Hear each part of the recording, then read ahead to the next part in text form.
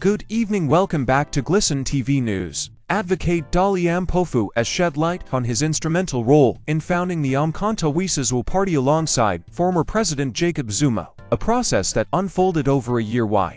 The MKP, officially launched in December 2023 in Soweto, Johannesburg, aims to contest national and provincial elections. Mpofu, who recently resigned as EFF chairperson, cited the party's broader vision for decolonization as his reason for joining. Notably, leaders from various parties, including EFF, Arata, PAC, UDM, ATM, ACP, and AZAPO, were engaged in Zuma's vision. Mpofu assured no bad blood exists between him and EFF leader Julius Malema. This development comes as MKP gains momentum, with Mpofu's involvement likely to impact South Africa's political landscape. In a surprise move, 20-year-old Cleo Wilskut, South Africa's youngest ever member of parliament, has resigned from the National Assembly just 3 months after being sworn in.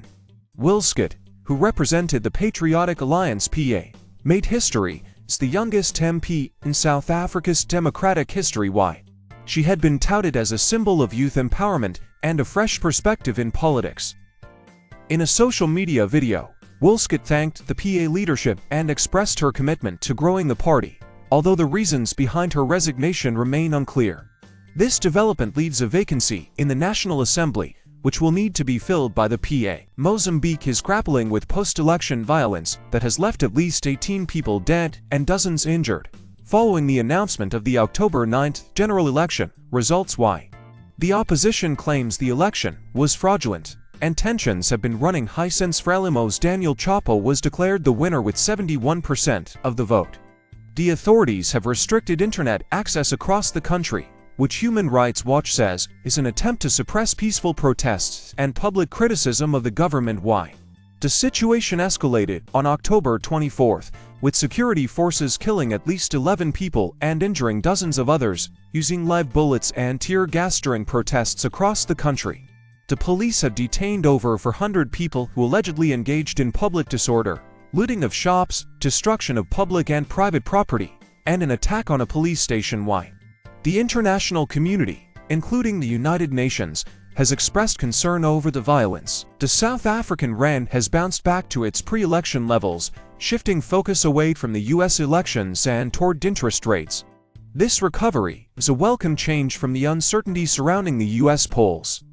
The rand is expected to remain stable, potentially appreciating to levels between 17.18 against the US dollar. This positive outlook is driven by the interest rate focus, which will likely play a crucial role in determining the rand's performance. Vice President Kamala Harris has conceded the 2024 presidential election to President-elect Donald Trump, delivering an emotional speech at her alma mater, Howard University. Harris expressed gratitude to her supporters, saying her heart is full of love for our country and full of resolve. Despite the loss, she emphasized the importance of accepting the election results, stressing that when we lose an election, we accept the results.